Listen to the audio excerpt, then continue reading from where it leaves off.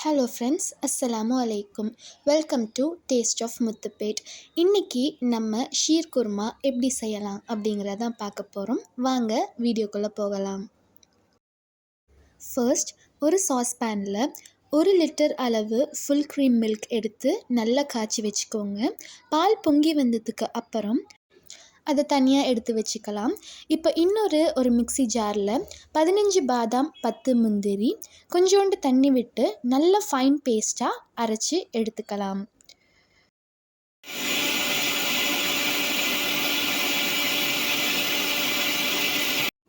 அடுத்து ஒரு சட்டியில் 2 டேபிள் ஸ்பூன் அளவு நெய் விட்டு உங்களுக்கு தேவையான நட்ஸை நல்ல பொன்னிறம் ஆகிற வரைக்கும் வறுத்து எடுத்துக்கோங்க. இன்றைக்கி எங்கள் அம்மா ஒரு 12 முந்திரி போல் நல்லா வறுத்து எடுத்திருக்காங்க.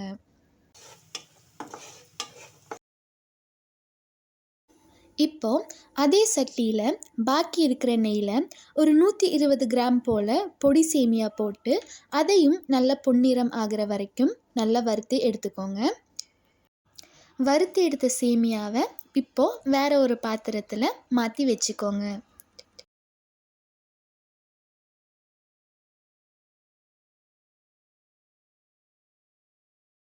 இப்போது அதே சட்டியில் ஒரு டம்ளர் அளவு தண்ணி விட்டு தண்ணி நல்லா கொதித்து வந்ததுக்கு அப்புறமா நம்ம வறுத்து எடுத்து வச்ச சேமியாவை அதில் சேர்த்துக்கலாம்.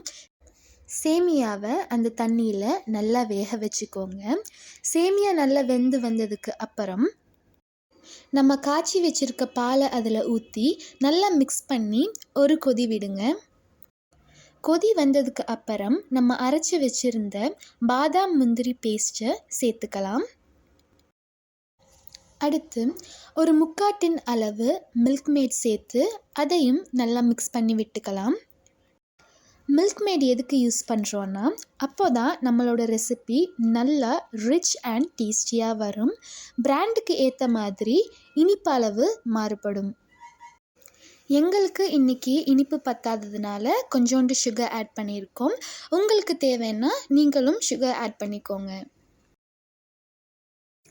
எல்லாத்தையும் நல்லா மிக்ஸ் பண்ணிவிட்டு ஒரு கொதி விட்டுக்கோங்க.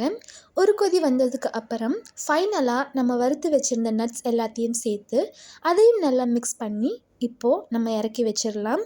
அவ்வளோதான், சூப்பர்ப் அண்ட் டெலிஷியஸ் ஆன sheer kurma ready. Thank you for வாட்சிங். Please do support.